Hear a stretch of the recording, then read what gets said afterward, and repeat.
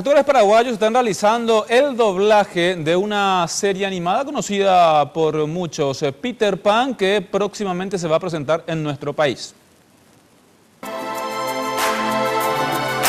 Peter Pan, Tembiasacueplajú. Sorprendimos a Dani Pereira en uno de los parlamentos del dibujo animado en el dulce idioma guaraní. El joven de 22 años toma el desafío con mucha alegría, ya que es conocedor de nuestra lengua. Como actor me tocó también primera vez hacer, pocas veces tuve la oportunidad, entonces esto es para mí una muy buena experiencia.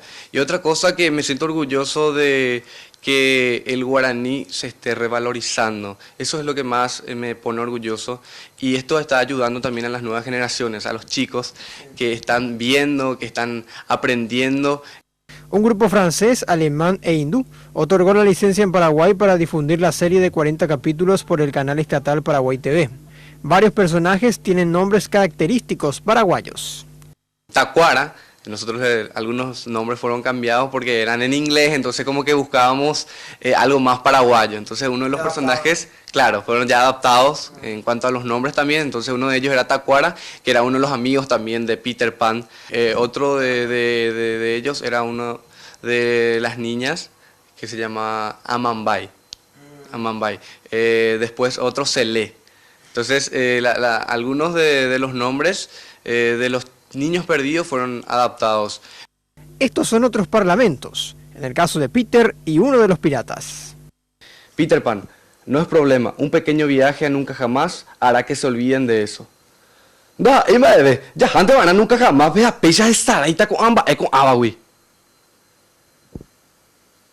¿Qué les pasa a ellos?